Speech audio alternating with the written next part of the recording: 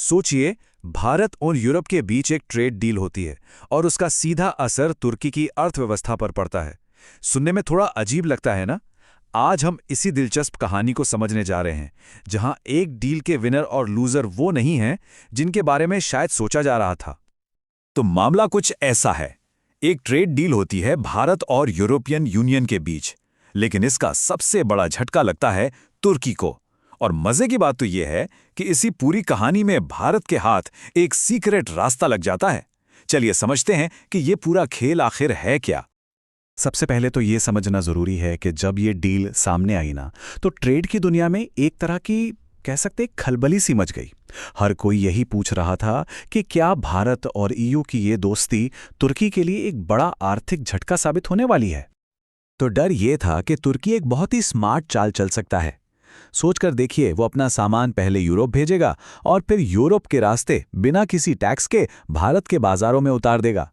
ये तो एक तरह की ट्रेड वाली बैकडोर एंट्री हो जाती, जिससे हमारी अपनी कंपनियों को कितना नुकसान होता। लेकिन भारत ने इस खेल को शुरू होने से पहले ही खत्म कर दिया। सरकार ने एकदम साफ साफ कह दिया, भाई ऐसा कुछ नहीं होने वाला। इस ट्रेड समझौते के दरवाजे तुर्की के सामान के लिए पूरी तरह से बंद हैं। मतलब कोई टैक्स छूट नहीं मिलेगी, बात खत्म। पर सवाल तो यह है कि ये डर आया कहां से? तुर्की तो ईयू का मेंबर भी नहीं है, तो फिर ये बैकडोर एंट्री की बात उठी ही क्यों? इसका जवाब छिपा है तुर्की और यूरोपियन यूनियन के एक बहुत ही खास, बहुत पुराने रिश्ते में। इसको ऐसे समझिए, तुर्की और ईयू मान लीजिए दो अलग अलग पड़ोसी हैं, लेकिन उनके बीच एक ऐसा दरवाजा है जिस पर कभी ताला नहीं लगता। ये दरवाजा है 1996 में बना कस्टम्स यूनियन। इसके जरिए सामान बिना किसी रोक-टोक, बिना किसी टैक्स के आ जा सकता है। और बस इसी वजह से सबको लगा कि तुर्की इसी दरवाजे का इस्तेमाल भारत में घुसने के लिए करेगा। तो फिर भारत ने इस बैकडोर एंट्री पर ताला कैसे लगाया? इसका राज किसी बड़ी लड़ाई में नहीं, बल्कि इस समझौते के नियमों की बारीक लिखावट में छुपा है। देखिए, किसी भी ट्रेड डील की सबसे मजबूत दीवार होती है रूल्स ऑफ ओरिजिन। ये नियम हर सामान के लिए एक पासपोर्ट की तरह होते हैं। जैसे पासपोर्ट बताता है कि कोई इंसान किस देश का नागरिक है, वैसे ही ये नियम बताते हैं कि कोई सामान असल में बना कहाँ है, उसका असली देश कौन सा है। अब सवाल ये है कि किसी सामान का ओरिजिन यानी उसका जन्मस्थान तय कैसे होता है। अधिकारी ये देखते हैं कि क्या उस देश में उस सामान में कोई बड़ा बदलाव, कोई सब्सटैंशियल ट्रांसफॉर्मेशन हुआ है। मतलब सिर्फ डब्बा बदल देने या एक स्टिकर लगा देने से सामान का पासपोर्ट नहीं बदलता। ये बिल्कुल वैसा ही है जैसे चीन में बने किसी फोन को भारत लाकर एक बढ़िया से डिब्बे में पैक कर दिया और उस पर मेड इन इंडिया का स्टिकर चिपका दिया।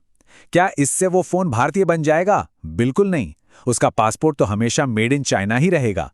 और बस यही लॉजिक तुर्की के सामान पर भी लागू होता है। तो इन बारीक नियमों का असली नतीजा क्या निकला? नतीजा ये हुआ कि इस खेल में साफ तौर पर एक विनर और एक लूजर सामने आ गया। और यहीं पर कहानी एक बहुत ही मजेदार मोड़ लेती है। तुर्की को तो लग रहा है दोहरा झटका। एक तरफ उसके सामान पर भारत में भारी भरकम टैक्स लगते रहेंगे, जिससे वो यूरोपियन कंपनियों से कंपटीशन में ही बाहर हो जाएगा। लेकिन दूसरी तरफ भारत के हाथ एक ऐसा सीक्रेट रास्ता लग गया है जिसके बारे में किसी ने सोचा भी नहीं था। इससे तुर्की की बड़ी बड़ी इंडस्ट्रीज जैसे स्टील, गाड़ियों के पुर्जे, मशीनें और कपड़ा उद्योग, इनकी हालत भारतीय बाजार में पतली हो जाएगी। जाहिर है, जब यूरोप का सामान बिना टैक्स के मिलेगा तो तुर्की का महंगा सामान कौन खरीदेगा? तो भारत के लिए वो सीक्रेट दरवाजा क्या है? असली मास्टर स्ट्रोक तो यही है। अब भारतीय सामान बिना किसी टैक्स के यूरोप पहुंचेगा। और याद है वो ईयू और तुर्की के बीच वाला बिना ताले का दरवाजा? बस अब भारत उसी दरवाजे से अपना सामान बिना किसी टैक्स के सीधे तुर्की के बाजार में भेज सकेगा। ये एक शानदार स्ट्रैटेजिक जीत है कि नहीं? लेकिन रुकिए, ये कहानी सिर्फ पैसों और ट्रेड नियमों की नहीं है। ये एक बड़ी जियोपॉलिटिकल शतरंज की बिसात है और भारत ने ये चाल बहुत सोच समझकर चली है।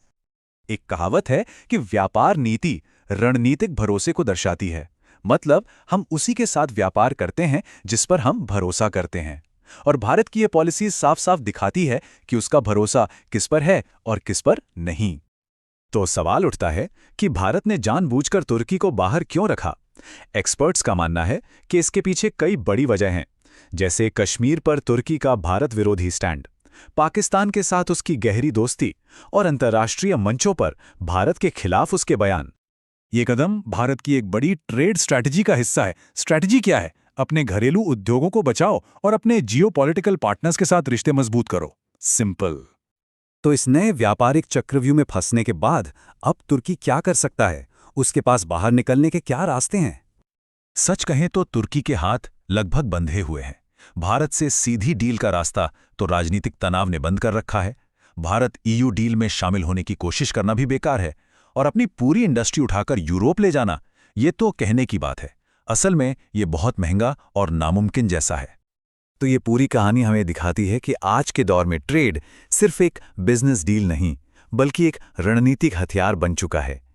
यह हमें सोचने पर मजबूर करता है कि जैसे जैसे दुनिया बदल रही है, दोस्ती और दुश्मनी की नई परिभाषाएं ट्रेड के मैदान में लिखी जाएंगी। अब देखना यह है कि आने वाले दशक में कौन सी पार्टनरशिप दुनिया का नक्शा बदलेंगी।